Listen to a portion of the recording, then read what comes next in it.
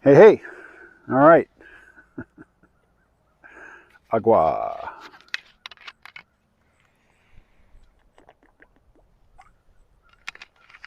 So, over the last 2 days, I have been working through a folder of sorts. They don't call it a folder, but you know what I mean. A directory, a list of comments from the people have left to my videos on YouTube. You know, when I put out a YouTube video, they don't seem to generate a lot of comments, and I kind of live on feedback. You know, that's what I'm looking for is feedback. And it seems like I don't get the feedback that I want. And yet there is this folder in the YouTube creator, the studio app of comments that I haven't responded to. So yesterday I was at the donut shop using my phone as a hotspot. I'm on my Surface Pro and I decide, you know what, I'm just going to work through this list of comments and either hit like or, post some reply to each one.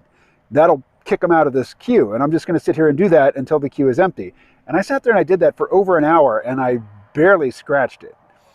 So I got back to it this morning and I did it for a couple hours and it's still not done. Although I'm worked, back to about the beginning of the pandemic right now in terms of responding to comments. So some of those comments, I responded, and I guess the person who originally left the comment gets a notification from YouTube saying, KMO's responded to your comment. And they're like, comment? What comment? And they go and they see it's one from a year ago or more. But some of them have responded. So, there's like newly active or newly activated, previously cold case conversations going on in the comments of my YouTube videos. One depressing thing about, going through those is just seeing the screenshots or, the cover art images for those old videos. And I have a lot more face than I did a year ago.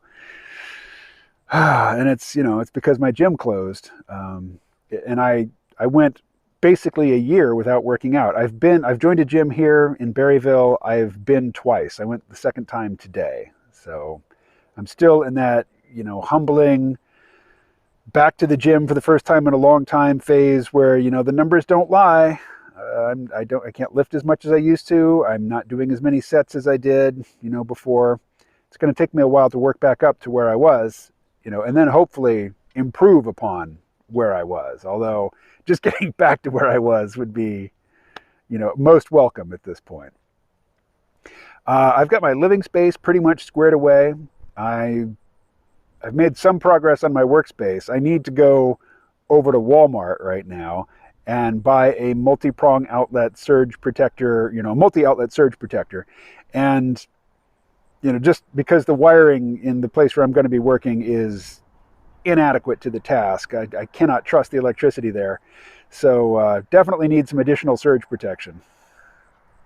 But I've noticed this happens, whenever I'm in Berryville. I end up going to Walmart every day.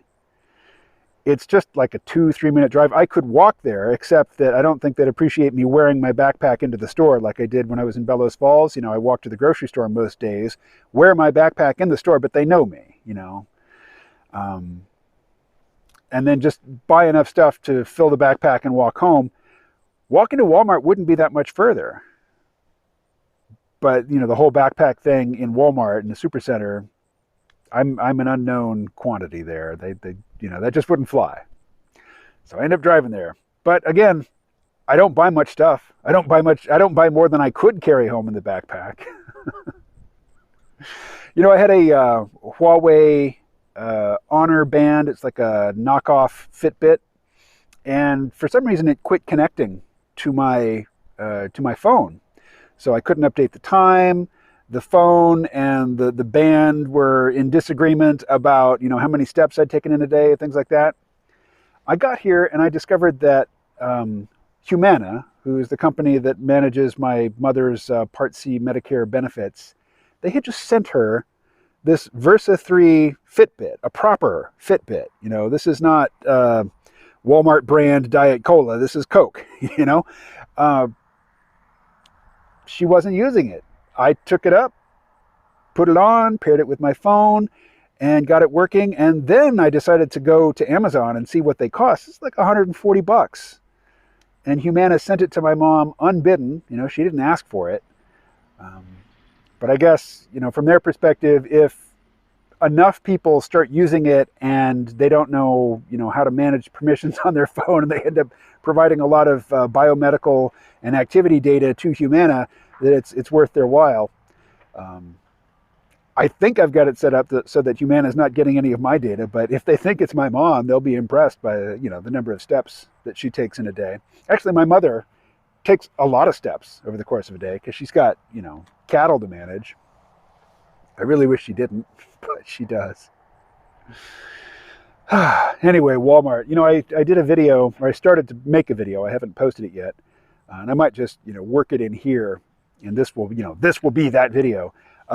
Talking about, there's a square, a central square here in Berryville, which when I was a kid was the commercial and civic center of town.